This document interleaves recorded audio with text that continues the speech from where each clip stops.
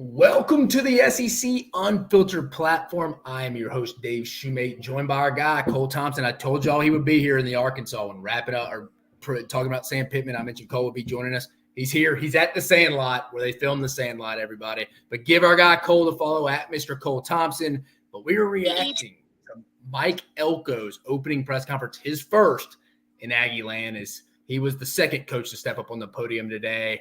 We got two more after that. But just an initial reaction for me, Cole, word goes about very businesslike. We talked a little bit off the air about it. Very businesslike, quiet.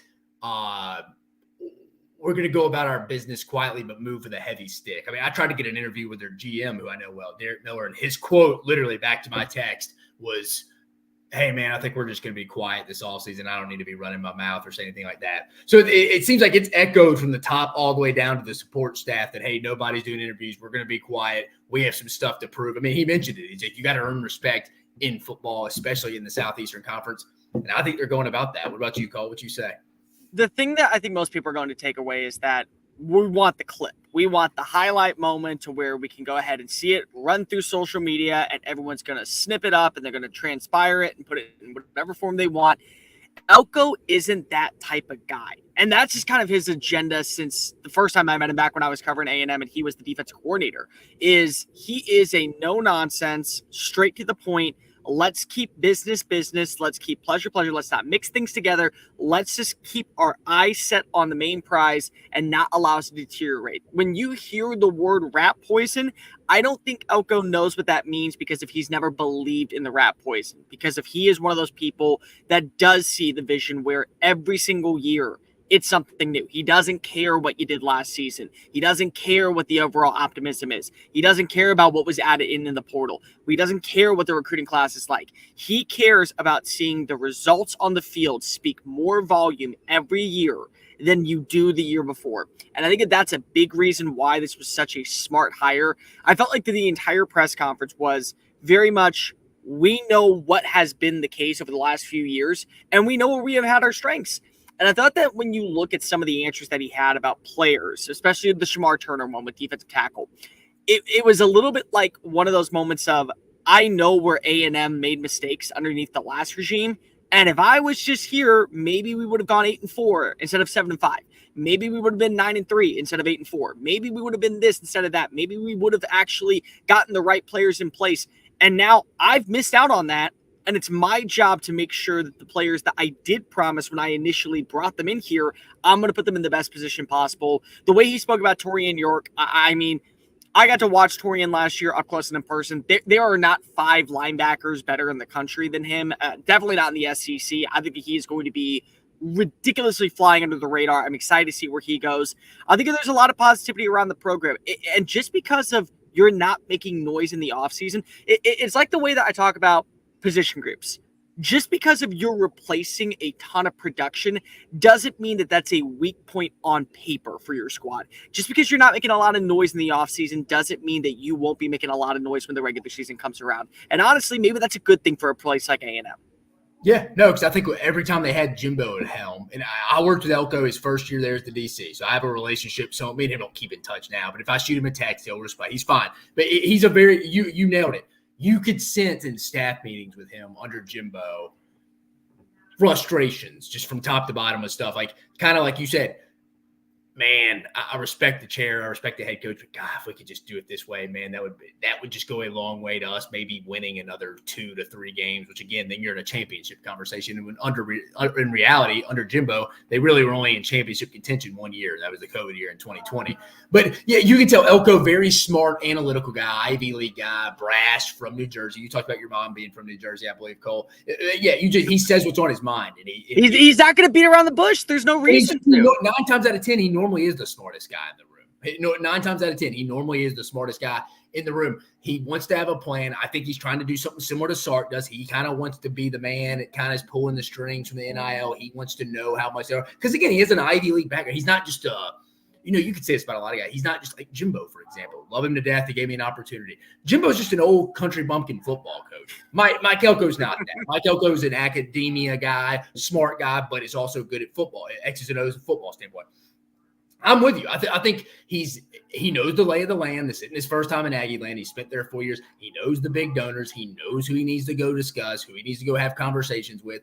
And he's going to win there. I've had a conversation with a guy in the industry that me and him totally disagree on this. He does not think Elko's going to have a ton of success at A&M. I totally disagree there. I'm pretty high on them. I think overall, maybe you don't see it this year. Again, I'm probably higher on them than most this year. You are, I think. Compared to me, yeah, you are. Yeah, I think they're literally Connor Wigman maturing, becoming that leader that you need in that quarterback position in the sport of football. If he can do that, and if Colin Klein can maybe take him under his wing, because to be fair, I mean, Bobby Petrino and Jimbo Fisher aren't the most relatable people to a young cat like Connor Wigman. I think he may relate better to Colin Klein. I'm interested to see how Klein uses him because Klein's traditionally had a running quarterback, either it be Skylar Thompson or Will Howard from last year at K-State. But I'll be interested from that perspective. But if Wigman can take that next step, I think they have I think you would agree, they have some other guys on defense. They have some depth. The offensive line, it can't be worse on offense. I think Steve Adazio was an awful hire. I'll say that. He was an awful hire for Jimbo Fisher. He was a guy that had been a head coach. The hunger wasn't there. I think he was just in it for his son, trying to elevate his son. So I think overall, Elko's not going to go do that stuff. He's going to have his fingerprints, hands on everything. Like Jimbo wouldn't leave the offensive staff room. We staffed in there. He met offensively. Defense had to come to him if he met with them. So overall, that's a big thing too. From top to bottom, Elko knows, like you mentioned, the holes in the ship. There weren't a lot of them. I don't think A&M's that far away, but he knows what holes need to go be plugged, and I think he's on the right path of doing that. I mean, I think he's going to have. I think overall he's going to have tremendous success at A&M. He understands what the SEC is, which again is a juggernaut of a conference that is always going to be considered the best of the best, not because of the teams at the top, but the teams in the middle. And that's where I think A&M is trying to establish itself as one of those premier brands that can be alongside the Texas, the LSUs, the Georgias, for not just name recognition, but also on-field play recognition. And yes, I know that we're going to talk about Texas, and I just said, how can you put Texas there when they've yet to play? Well, what if Texas immediately shows up and they start acting like they were one of the SEC's finest? A&M wants to be right there with them. And I've said this before, and I know there's a lot of people who will watch this program that don't understand. They can be at that level. The resources, the accountability, the state-of-the-art complex that has all been indoctrinated over the last few years. Their $300 million practice facility, which, by the way, is one of the most beautiful buildings in all of college football. It's fantastic.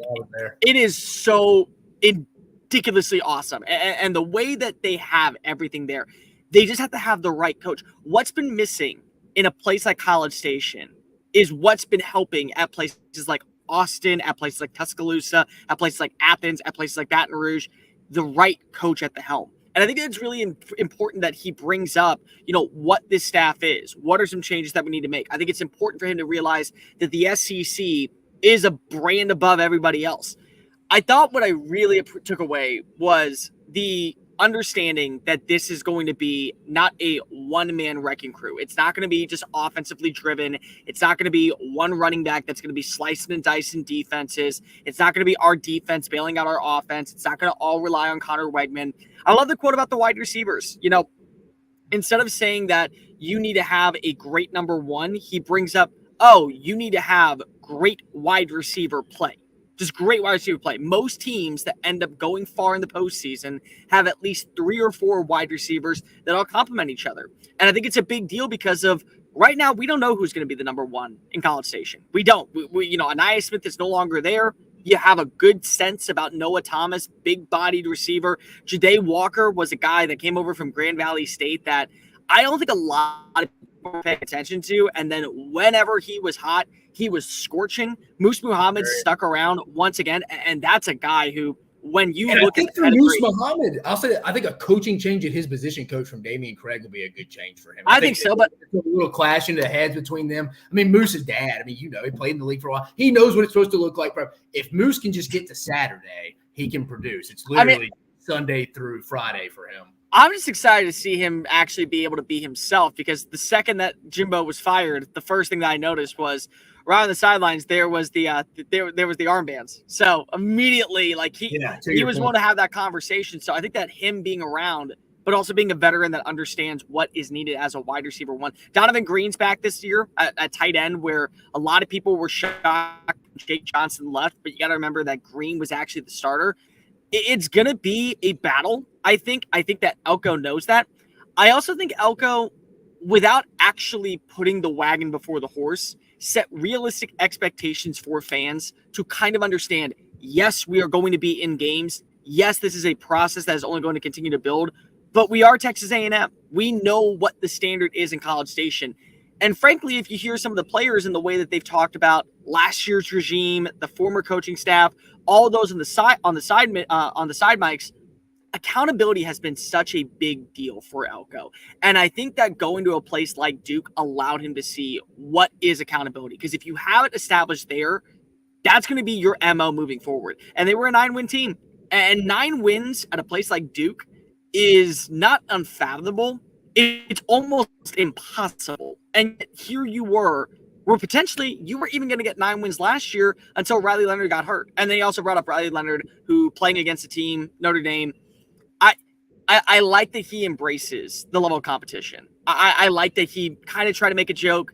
He's really dry, so if you don't get his humor, you're going to find that, oh, I wish you just played everyone so lackadaisical. You'll be like, really? Is that supposed to be a punchline? But if you understand him, you get who he is. I feel like that him knowing that the competition is the most important thing, that's just going to separate Texas A&M. Cole, if they go beat Notre Dame in that opener at Kyle Field, how does that change your expectations for them the rest of the way? It doesn't, because you want to know why? I've been burnt before. And this is where A&M fans and I sometimes will go back and forth, and they say, well, you were on the beat, and so now because of you're gone, you can easily just hate yourself. And I was like, well, here's the deal. It's not that at all for me. For me, what this comes down to is I have believed in A&M. I have seen them at their best. I have seen them when they've peaked against a quality team like an Alabama, like an LSU, and then they come back down to earth and they show that they're an 8-4 squad. So lose to Mississippi State or something. Yeah. So it's like beating Notre Dame week 1 is a lot like for me with Florida when they beat Utah in the Swamp. So many people immediately were just so on board with it. And they lose to Kentucky and they lose to Vanderbilt. And those were 2 games where they should have easily won. I need to know that you can hold your own, not in the big performances, when the lights are at the brightest, when you're the national game of the week, where recognition is at an all-time high. Sights are set on you. I need to know that when the game is at 11 a.m. against a Mississippi State, against a Vanderbilt, against a South Carolina, where you have the better roster, you are going to be the more complete team. You are going to be finishing games. You are going to be closing out matchups where you won't have minuscule and absolutely dreadful performances. That's where I'm talking about when it comes to a team like Texas A&M. So you get a win. You get a win, that's great. But I also think that you could beat LSU and Texas and then lose to a South Carolina. I can easily see that happen this year. Correct. You hit the hammer on the head with that. It's consistency week to week. It's like you said, here's a good situation that could happen here. It wouldn't be that far off. They beat Notre Dame. They get McNeese State. Let's just say they're 2-0. They head to Florida on September 14th. Let's just say Florida loses to Miami for conversation's sake. You know just as well as I do. How hungry will Billy Napier and that team be? Their first conference game at home against the first-year head coach Mike Elko and them coming in. That's a game you feel like A&M should probably win, but how will they handle that? Will they still be patting themselves on the back 2 weeks later after getting a big win with College Game Day being there, technically being the game of the day and opening weekend, Labor Day of college football, with, like I mentioned, College Game Day coming to Kyle Field? How do they handle that? And I think you just hammered it as well. Let's go deeper in the season. October 26th, LSU comes to town. I think it's a very winnable game for Texas A&M. Hell, they've won the last 2 trips LSU's been there. Next week, though, let's just say they win that game. Like you said, how do they bounce back against at South Carolina when they travel to Williams-Brice Stadium, a road trip? Can you get your mind right? Can you flip a game where they've struggled too? I mean, you got to remember that, because back in 2022 they lost that game, and that was a game where immediately I figured, okay, you got to turn to Weigman. This is where you unleash 15. This is where we find, and it took forever for Jimbo to finally even be like, you know what? Let's just give them a few reps. Like that's where it's at. And so when I look traditionally, at that, they hadn't struggled again because they lost to South Carolina, I think, once since they played every year. But you're right. That year, 22, similar to how I read the schedule there, could come off as a total. You're right. I want to see, hey, how mature are they also, too? Again, I mean, it sort of pinned how good Auburn is. But I think me and you talked about this on other shows.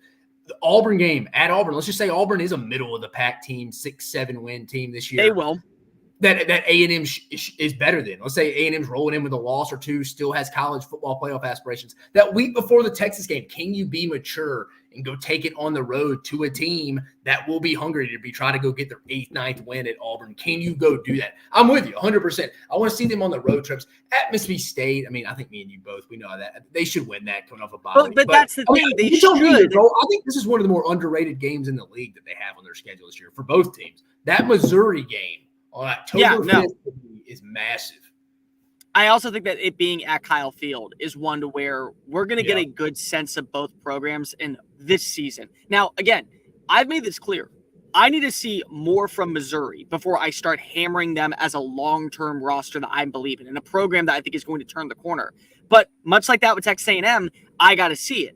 But I will say A&M in the long term, I think with the coach that they have, with the resources that they have, the NIL collective, they're going to be built for more sustainable success. But you may lose this game, but how do you play in this game? How does your defense work in this game against a new offensive line, against a quarterback that last time was on the sideline seeing Connor Bazelak be able just to be thrown around like a rag doll? How do your new players step up? How do your veterans that come back step up? Because that's a game where, yes, we're going to put big numbers around it. You feel like that's a matchup where it's going to have a lot of highlights because of who is playing and what Missouri's expectations are. But we talked about this with Florida. Are they a logo team or are they a logic team? And a logic team would say that they are going to win. But a logo team may be what we see from Missouri this year if they don't have the right offensive line or if Corey Batoon doesn't step up. You know what I really appreciate? And this is one thing that Mike Elko, I think, has separated himself from a lot of other coaches, and it's why he will go down as my underrated winner of the day. How many times Tommy Moffitt's name got brought up when it came to the strength and conditioning coach, and the fact that he acknowledged the most important hire for a squad is your strength and conditioning coach. Because you look at programs like Alabama and Georgia. Who was the king that everyone talked about? The Scott Cochran. Everyone was screaming about Scott Cochran and his we got Alabama, like going nuts. Scott Sinclair for Georgia's been there since Kirby's first year. So there's continuity in that role. And you talk about just what those guys are and how they're big, bold. But the thing is, they're the ones spending the most time with the players, and they know where they need to improve on their bodies to sustain in the SEC. And the fact that he didn't have a relationship with Tommy Moffitt, but the fact that he knows who Tommy Moffitt is because of his relationship with other former assistants, to say he's still staying ahead of the curve.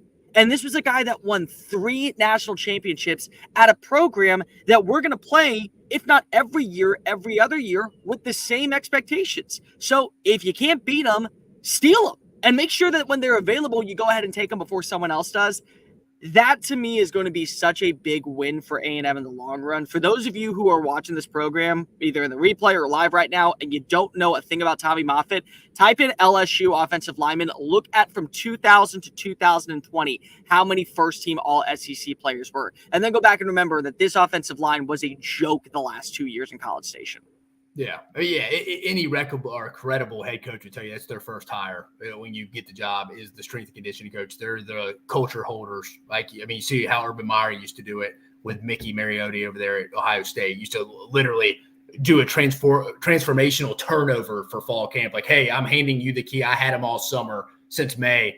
They're yours now, coach. You have them so much longer than these position coaches. Not as much because they get meetings now in the summer more so they did, but still, they're with them 9 times out of 10. Like you said, a lot of these guys come back and train. After even they go to the NFL, you got to have a good relationship with your strength and conditioning coach. I think that's key. And you hit a hammer on the head. Tommy Moffitt, there's no one better. I mean, he's been there with Nick Saban, Les Miles, Orgeron, and was just unfortunately let go. Brian Kelly was just due time. But yeah, now LSU's loss is now A&M's game. So we'll see how that goes. But Cole, I don't really have anything else to add. I'm with you. Under the radar, no quotable quotes. You're going to go see a bunch of Mike Elko stuff all over social media. But again, they're quietly confident, but I think carrying a big stick. I will say his quote about the college football playoff. I have made this abundantly clear on multiple times. I am not a fan of 12 teams. I'm not a fan of 12 teams. I never will be a fan of 12 teams. But much like he talked about in years past when it came to the College World Series. And I love that he brought that up because you got to remember that Ole Miss in 2022 was the last team in to the NCAA tournament. And they ran and they came out on top. So there are years where you will see a team that hits its stride at the right moment. A team that does get that spark. Maybe it's not initially. Maybe it comes after week 5. Maybe it's a monumental win over an Alabama or Georgia.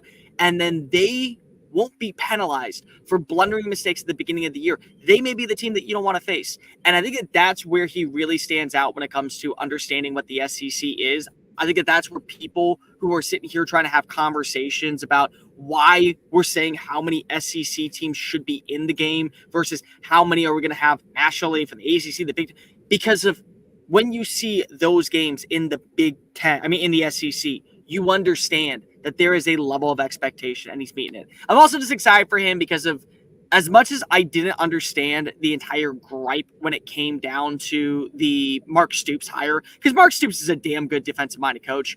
The fact is that this man probably is the most ideal fit for what you need at Texas A&M, especially when you think of the longevity of the program, sturdiness, stability, continuity. It's not a loud program. It doesn't fit in well. But they carry a big stick when they're at their best. R.C. Slocum carried a big stick in the Southwest Conference when they were at their best, and they won conference titles, and that's a big reason why. But for him now, he finally gets to go run onto the field at Kyle Field, which is an experience if you've never seen it before. He gets to be, instead of in the press box, on the sidelines, embracing teams after a major win. For him, it's a rewarding homecoming. He won't win the press conference, my friends might be the reason why we talk about it. There was another guy that didn't win the press conference, but he was hired by an NFL squad. Everyone actually made fun of him relentlessly for biting off kneecaps. And now that squad is now the favorite in the NFC to potentially go, lo and behold, he was an Aggie. So Dan Campbell, Mike Elko may not win the press conference, but they may win on the field. And that at the end of the day is what you want if you're an athletic director and a booster. Shoot, you already won the press conference with one guy you just let go at A&M, Jimbo. You gave him a national championship trophy before he even won it. And I was on that staff. So that was, I always thought that was a little weird when they gave him the championship thing. They gave him a freaking plaque and they gave him shoes and they had the whole red wagon. This guy comes in at 3 in the freaking morning and is like, oh yeah, cool. I'm going to go to work. Great. Excited. Let's go. Like just the tone and this difference between the two. No, to your point, you could tell with Elko's expansion conversation. He was pissed off. I think he went on social media on a rant in 2020 when then Notre Dame got in over A&M. He was pissed off about it, which to his point, it should have been another. Because who was it? It was Bama, Clemson, Ohio State. And Notre Dame. And Ohio State didn't play. They played 5 games. And so people were pissed about that because they didn't have enough games on their schedule. And I'll admit this, from an A&M standpoint, A&M fans deserve to be mad at that. But also, the one thing I will say is that when you start to see more teams from the SEC get represented in the postseason picture, when you see the 5, potentially the 6, and the ACC is hooping and hollering that a 9-3 NC State team wasn't even considered, but a 9-3 Texas A&M team was, it's because of that game, that one game against Alabama, how bad they looked, cost them a spot in the postseason. Yeah. And there will be games like that. But that does not mean that you are a bad team. In fact, in my opinion, it's really hard to say that going into this year, that if you were to make a 12-team playoff, 7 or 8 teams, blind resume, just seeing what the squad is. This is what your quarterback ranks. This is what your offensive line is. This is your returning production. I find it baffling for people that say, oh, there wouldn't be 8 teams in the SEC. No, there would, 100%. 100%. 8 of those squads, simply on blind resumes, would come from the same conference. No, you're right. Well, Cole, unless you got anything else to add, we're at 23 minutes. I think Cole nailed it with the under the radar winner of the day, Mike Elko. We'll recap that later this afternoon with our guy Chris Phillips that has boots on the ground. Go give him a follow. Yeah. But before we get out of here, guys, our MyBookie, they sponsored this. They sponsored the trip for Chris to have boots on the ground, like I mentioned, for us in Omni. If you want to go get it in the season win total for A&M, it's currently at 8.5. You hit over under. I think it's a pretty spot on win total. It's a pretty good. You can make a case either way for me. But go. I wouldn't touch the line. That's what I'm saying. Yeah, it's right on. Yeah, but if you do want to touch it, go to mybookie.ag. Yeah. That's what you want, dude. And use promo code SECU. Yep. Use our guys at mybookie.ag. Use SECU, like Cole mentioned. But for myself, Dave Shumate, my guy Cole Thompson. Again, give him the follow at Mr. Cole Thompson. I did a live show to Sandlot, people. Come on, give me a follow. Let's do it. Hey, tell the kids from the Sandlot. I don't see anybody playing back there, Cole. You just some empty field. Yeah, I just had some if you had to go to Texans practice today, and immediately I went to the nearest park I could find afterwards. So just don't ever say I don't work hard for you, A&M fans. I'm always paying attention to what you guys got going on. All right, guys, we'll be back in a bit with the reactions of Hugh Freeze and Mark Stoops later this afternoon. But I appreciate you joining us. We will see you in just a bit.